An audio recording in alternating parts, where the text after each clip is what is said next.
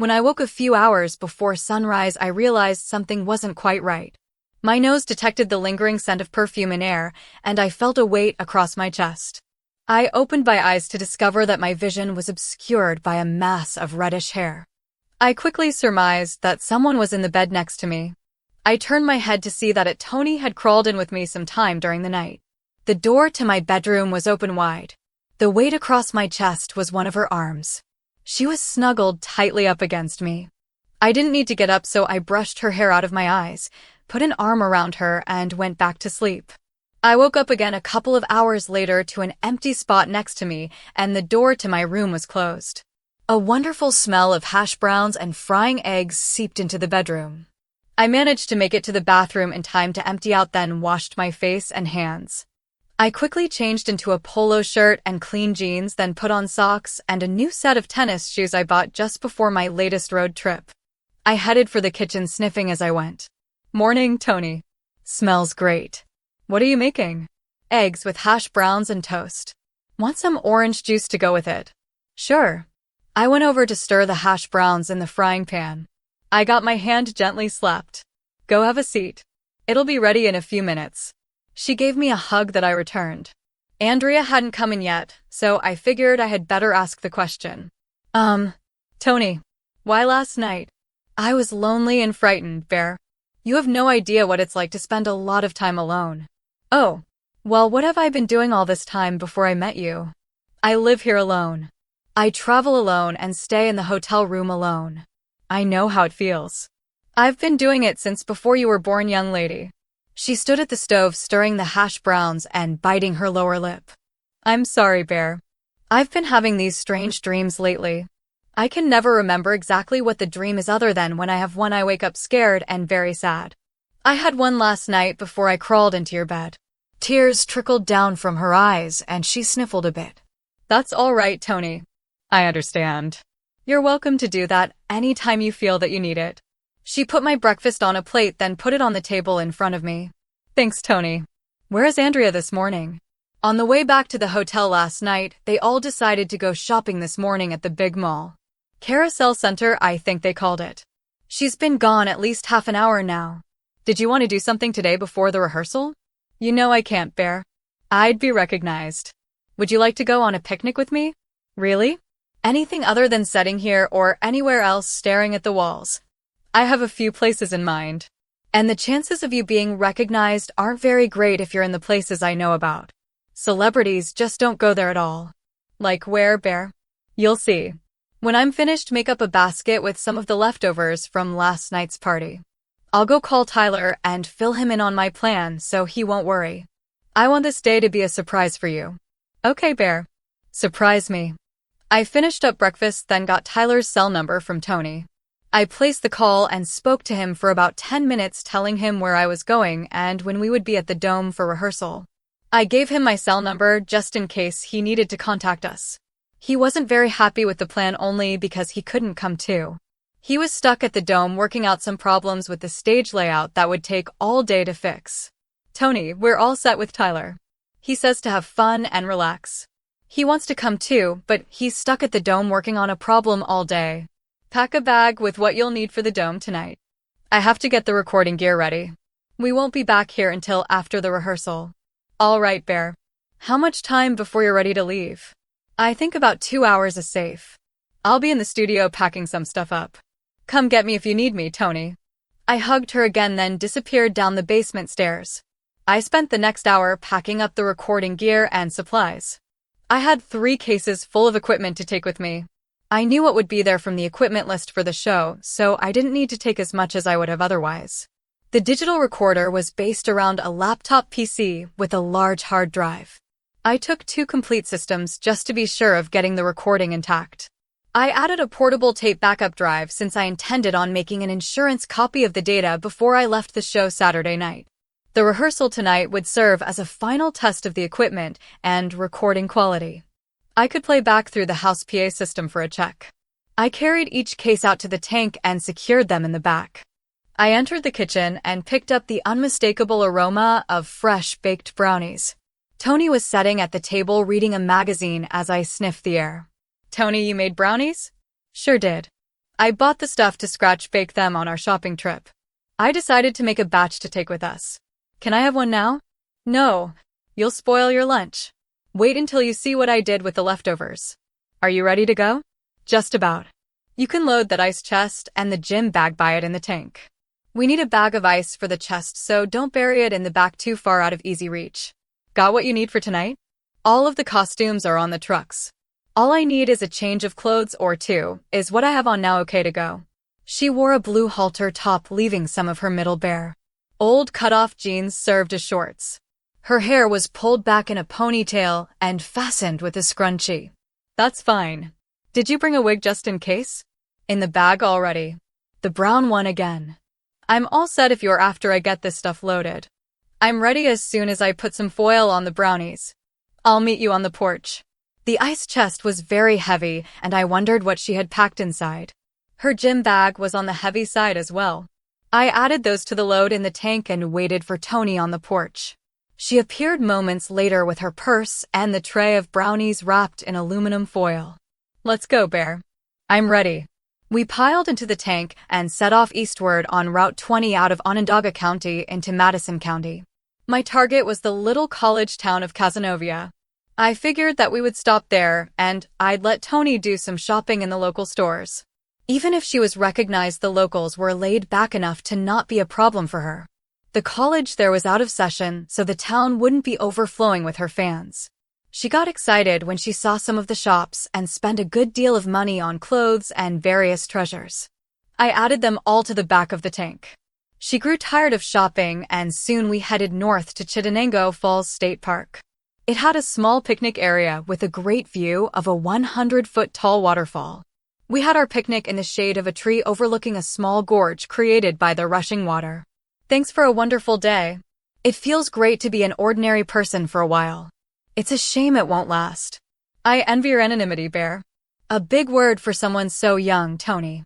I had to grow up faster than normal kids my age. Being in the entertainment business means that I have to handle lots of things most people wouldn't ever have to consider. Like, the record company wants me to wear more revealing costumes. They want me to do types of music that simply aren't me. The constant pressure of being famous. Not being able to go to a mall or public area without the chance of being recognized. The crazy people that want to stalk me, the even crazier fans that won't leave me alone, tabloids always making up things about you, endless financial decisions, worrying over the production values on the tour. Should I go on, Bear? No. I get the picture. That's why today has meant so much to me. For once I'm just plain Tony Baker, teenage girl. I wish this afternoon wouldn't end. I wish it didn't have to end for you either, Tony. A very wise man once said everything good has a start and an ending. Only the bad stuff seems like it goes on forever. She giggled at my observation. And what wise man said that, Bear? My father many years ago. The feelings when I learned that my parents were killed came flooding back. Tears formed at the corners of my eyes. I thought I was over that. I wiped the tears away with a napkin. You never did say how your parents died, only that they were gone. In a car because of a drunk driver. They never knew what hit them. At least I thank God for that. I sniffled more as the tears flowed at the memory of that terrible day. Tony moved over next to me and hugged me tightly. It's okay, Bear. I miss my little brother too. Now the tears were flowing from her eyes too.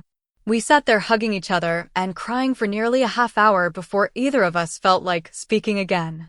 The sky had turned darker and a cooler wind blew in from the northwest. I tentatively sniffed the air. Tony, we need to.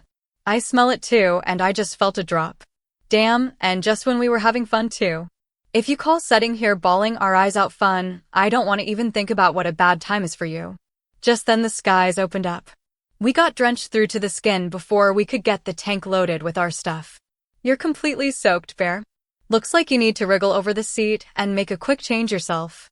She looked down to find that her halter top was plastered to her skin, showing all of her charms, including 2 very hard nipples. Yeah, well, cold water does that to you. I can see that. Let me get this thing moving. Maybe a little warm air in here will help dry us off and calm things down a bit. As I fired up the tank, she grabbed her bag from the back seat, opened it, and tossed me a towel, then dug another out for herself. Here, dry off your hair before we get moving. You're dripping all over me. And you're sitting in a puddle on the seat. I finished drying my hair, then folded the towel and placed it under her when she boosted herself off the seat momentarily. She took a t-shirt out of her bag, then looked at the solidly fogged windows. She shrugged her shoulders, then pulled off her halter top, tossing it in the back seat. Her halter top had a built-in support. The t-shirt went on and got tied around her middle just under her breasts. She looked over at me as I sat there with my mouth open. What? I didn't think you would do that, Tony. Bear, I'm not ashamed of my body. I've worked very hard to get it like this. I was a real chubette as a kid. For the shows, I have to change costumes at least a dozen times in a screened-off area with 15 other people, both men and women. Please don't misunderstand. I don't think it's a good idea for an idol-type figure like me to be running around nude. A lot of younger girls look up to me as a role model. I have to be very careful of what I do and say in public because of it. Like I said, it's not easy being a star. There are days I want to chuck it all and just be plain old Antoinette Baker, schoolgirl and cheerleader wannabe. I grabbed a small cloth I kept stuffed between the seats and began to wipe off the fog from the inside of the windows. I reached over as far as I could toward Tony, then she took the cloth and finished the windshield and the windows on the passenger side as far back as she could reach. I pulled out of the lot at the park and pointed the tank north toward Chittenango. Tony got the tray of brownies from the back seat and removed the foil covering. She handed me a sample. Not so long after, a good part of the brownies in the tray had disappeared. She had almost as many as I did. About 45 minutes later, we were moving through East Syracuse headed for the Dome. As I neared a small gas station and convenience store, I slowed down, then pulled into their parking lot. They had a small ice cream parlor on the back side of the place. Tony, I'm going to get a shake to wash down those brownies. Would you like anything? Sure. What have they got? Lots of stuff. Want to come in? She grabbed her purse, then hit the latch for the seat belt. I'll take that as a yes. We entered the parlor. I looked at the hard ice cream list and was pleased to see a flavor available called triple chocolate. The girl behind the counter asked me what I wanted. A chocolate shake, please. Could you make that with the triple chocolate ice cream and give it a double shot of the chocolate syrup? So you're the guy they told me about. One death by chocolate shake coming right up. Could you make that too, please? Another one? You sure? Tony nodded her head. Okay, but it's going right to those hips, though. I'll work it off tonight and tomorrow night. Tony smiled at the bewildered girl running the shake mixer. I guess you do, don't you, Tony? Want to get something for supper after the rehearsal? No. We still have stuff left in the ice chest. Better get another bag of ice, Bear. I don't want all of that wonderful barbecue from the party last night to go to waste either. We can always take it into the Dome with us tonight. I'm sure we'd have help finishing it. The girl fixing the shakes put them on the counter in front of us. Did I hear you say something about the Dome and a rehearsal just now? I looked over at Tony. She winked back at me. Yes, you did. The girl looked intensely at Tony for several seconds. Oh my God, you're her. Jenny, come quick. It's Tony Baker. The other girl in the store came racing into the ice cream shop from the grocery store side. They hugged each other while screaming and jumping up and down. Tony was busy digging in her purse for a couple of pictures and a felt tip pen. The girls finally calmed down enough for Tony to ask their names and sign a picture for each of them. The girls started telling a tale of woe about not being able to get tickets for the concerts because everything was sold out before they got to the ticket window. Tony winked at me, then reached into her purse. She produced 2 tickets, handing one to each of the squealing girls. The girls wanted to give us the shakes, but Tony insisted that it wouldn't be fair to the store or the girls and paid for them herself. We left 2 deliriously happy teenagers in our wake as we headed for the Dome. That was fun to watch, Tony. Do you always carry around a few tickets? Sometimes, Bear. I get about 2 dozen tickets when I get into a city for the concerts. Usually I make sure the media I talk with has enough to get reviewers and critics in wherever I play. It's good business. Then I give some to radio stations I visit as on-the-air giveaways while I'm at the station. In situations like this, the tickets are usually the last ones available because of sellouts.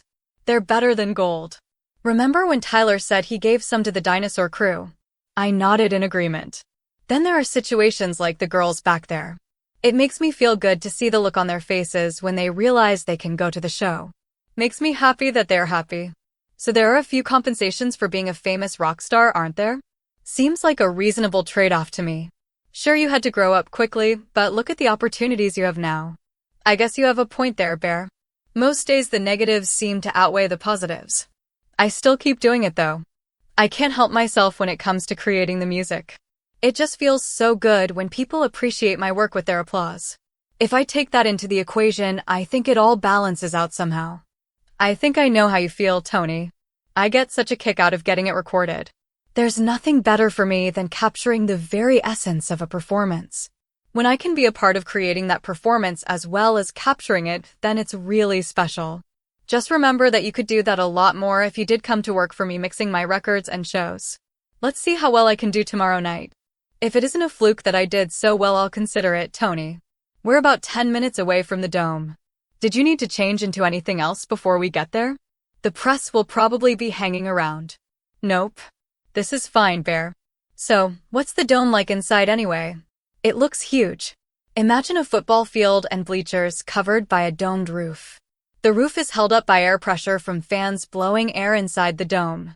Oh, something like those covered tennis courts I've seen? Yup. It's air-conditioned in the summer and fully heated in the winter. There's only one real problem with it. The sound in there can be terrible sometimes. Don't expect good sound while we're rehearsing tonight. The bleachers are made of concrete with steel and plastic seats. All of those hard surfaces reflect the sound back like a huge echo chamber. It gets a whole lot better with a full crowd in there to help dampen the echo. So, how will you record the show? My digital gear handles 2 simultaneous stereo channels. I'll take the stereo stage feed on stereo channel and a pair of audience microphones on the other. Later it can be mixed down properly for home stereo surround sound systems to give the full concert atmosphere. Are you going to record tonight? Yes, that's the plan. We'll be able to listen to it in the studio back home later to see how we did. I pulled up to the security checkpoint just outside the dome parking lot. The guard checked our names on the list, then waved us through. I headed for a huge roll-up door by a loading dock. As I pulled up, one of my old road crew came out. Hey, Bear. Didn't figure we'd see you here. What's going on? I'm mixing the shows for Tony tonight and Saturday. They haven't found a replacement yet, Jerry. Can you get me in through the airlock? I have a truck full of gear to add to the mixing console. Sure, Bear.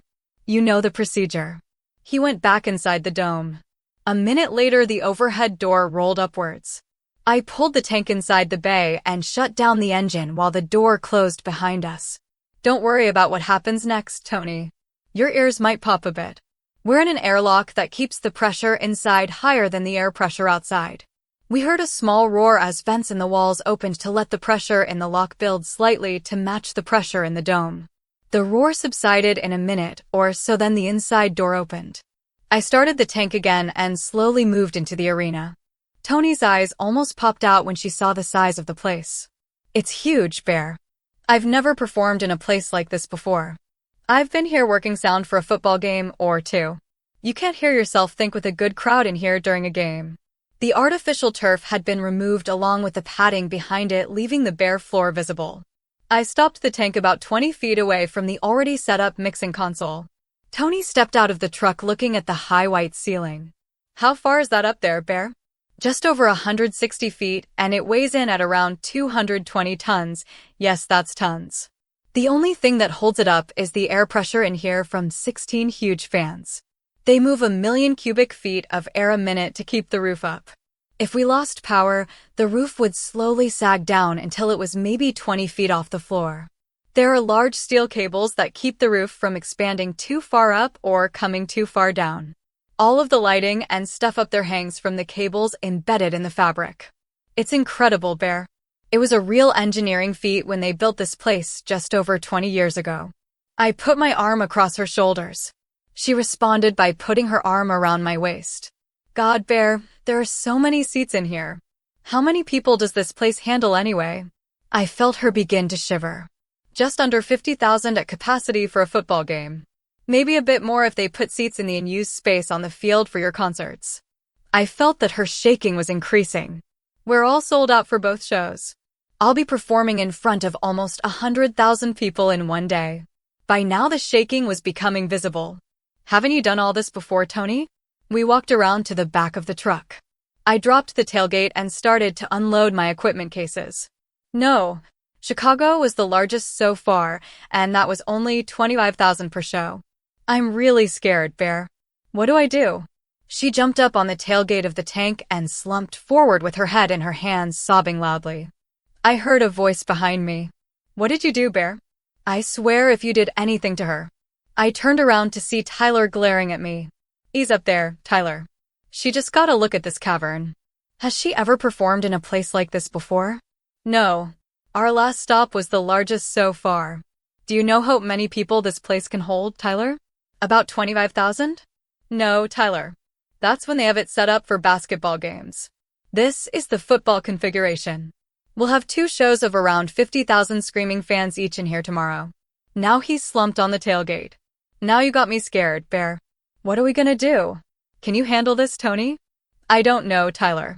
I just don't know. I took a seat between them on the tailgate. Tony leaned closer to me, putting her head on my shoulder. I put my arms around her and hugged her as her tears and shaking slowly stopped. Tyler was watching us closely. Tony, could I talk to you for a minute, please? I have an idea that could help. Sure, Tyler. I'll be right back, Bear.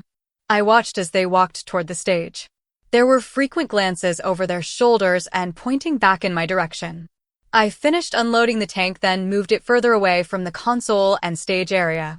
I busied myself preparing the recording gear. Tony and Tyler appeared about 15 minutes later. Bear, we need to talk to you. What's up, Tony? I dropped into the seat at the console. Well, you see, Tyler has this idea that would help me. She looked over at Tyler. Okay, Tyler, what's going on now? I began to feel rather uneasy about this. Bear, I've been noticing how relaxed Tony feels with you around. I wanted to know if you would appear with her on stage tonight at the show's opening for both performances. You want me to get up there? Are you too crazy? This is the Tony Baker Show. The crowd will boo me right off the stage. I haven't got any talent for that. I saw a very sad expression sweep over Tony's face. She plunked down into the chair next to me. Please, Bear. It means so much to me. This is the biggest audience I've ever faced. I need you to help me with this. I don't know if I can handle it all alone up there.